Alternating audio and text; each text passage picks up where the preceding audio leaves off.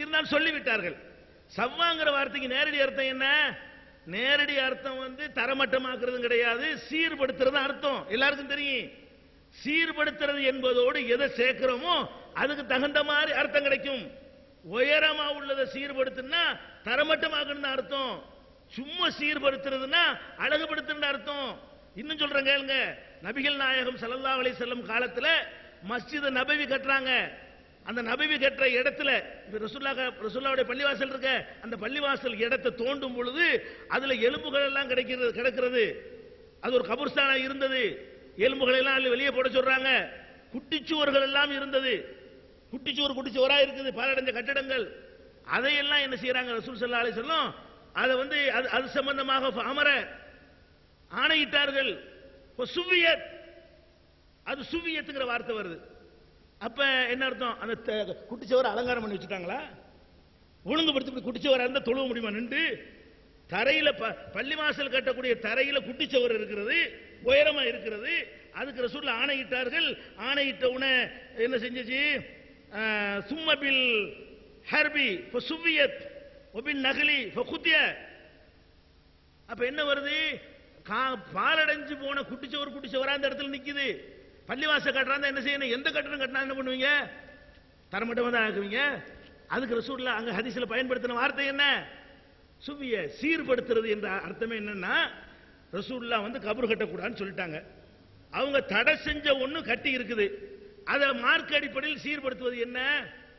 தூக்கி கடாசுவதான் சீர்படுத்துவது. இன்னும் சொல்ல போனால் குர்ஆன்ல இருக்கிறது. குர்ஆன்ல அது மட்டுமா இருக்கிறது? யௌமைதின் யவத்துல்லதீன கஃபரு வஅஸவுர் ரசூல லவ் துஸவ்வா பிஹிமுல் அர்துன்னு வருது. அதாவது காபிர்கள் விரும்புவார்கள், ரசூலுக்கு மாறு செய்தார்களே அவர்கள் விரும்புவார்கள். ரசூலுல்லாஹ் சொல்றாங்கல்ல கபர் கட்டக்கூடாதுன்னு, தர்கா கட்டக்கூடாதுன்னு, அதுக்கு பிறகு மாறு செய்யறாங்கல்ல, அவங்க விரும்புவாங்களாம் மறுமை நாள்ல. லவ் துஸவ்வா பிஹிமுல் அர்து, இந்த பூமியோடு நம்மளை சமமாக்கிட்டா பரவாயில்லையே, தரையோடு தரமட்டமாக்கினா பரவாயில்லையே. இந்த துஸவ்வாக்கு என்ன அர்த்தம்? எங்களை பூமியில வச்சு அலங்காரப்படுத்தினால் பரவாயில்லைன்னு அர்த்தமா? அப்ப சவ்வா என்ற வார்த்தைக்கு அர்த்தம் என்ன? சீர்படுத்துறது. கிழிஞ்சதை சீர்படுத்து என்றால் தைக்கிறது என்ற அர்த்தம். உடஞ்ச சீர்படுத்தினா ஒற்றுன்னு அர்த்தம். மேடா உள்ளதை சீர்படுத்துனா கீழே இறக்குன்னு அர்த்தம். பள்ளமா உள்ளதை சீர்படுத்துனா தூக்குறதுன்னு அர்த்தம். எதை எதை சொல்றோமோ அதுக்கு தகுந்த மாதிரி அர்த்தம் தரக்கூடிய ஒரு தண்ணீர் மாதிரி ஊத்துகிற பாத்திரத்துக்கு ஏற்ப வடிவம் பெறுது இல்லையா? அந்த மாதிரியான சொல் சவ்வா. அப்ப உயரமா இருக்கிறத சீர்படுத்துறதுன்னா, ஒரு கட்டடம் கட்ட போறோம், உயரமா அங்கங்க நிக்குது, இதெல்லாம் சரி பண்ணுப்பா, என்ன அர்த்தம்? அழகா பெயிண்ட் அடிச்சு அப்படியா ஒரு இடத்த வாங்குறோம், இங்க ஒரு திட்டு இருக்குது, அங்க ஒரு திட்டு இருக்குது, இதெல்லாம் சவ்வா பண்ணு அப்படின்னு அரபியில சொல்றேன். அதுக்கு என்ன செய்யணும்? அவர் விளங்கிட்டு சவ்வா சரி பண்ண சொல்லி இருக்கிறாரு.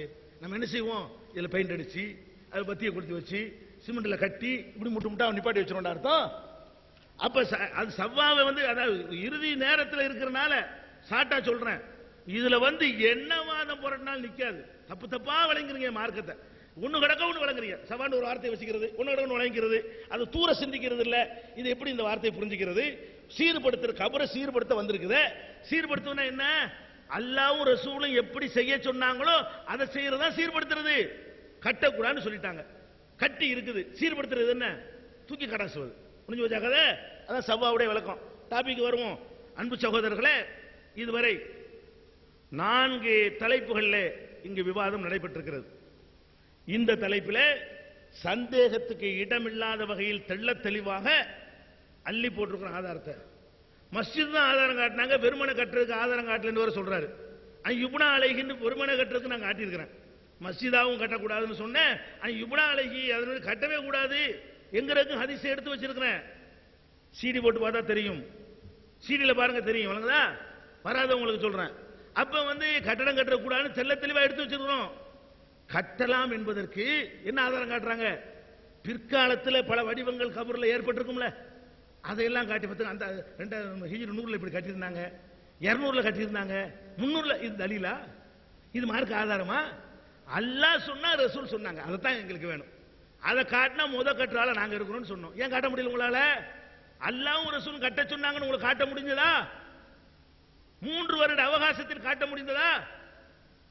இல்ல, கட்ட இயலாது. அறவே இடிச்சு தரமட்டமா தான் ஆக்கணும். கட்டவும் கூடாது. கட்டி இருந்தால் மருமகன் அலியை அனுப்பி தூக்கி கடாச சொன்னார்களே, தரமட்டமாக்க சொன்னார்களே, சீர்படுத்த சொன்னார்களே, மார்க்கத்தின் அடிப்படையில் அதை இடித்து தகர்த்து தரமட்டமாக்க வேண்டும். அதுதான் மார்க்கத்தின் சட்டம் நிரூபித்திருக்கிறோம். பொதுவுல கட்டக்கூடாது, பெரியாருக்கு கட்டலாம்னு சொன்னாங்களே, ஒரு ஆதாரம், ஒரே ஒரு ஆதாரம் வச்சாங்களா? ஒரு தலீல் சொன்னாங்களா? ஒரு ஹதீஸ வைக்க முடிஞ்சா?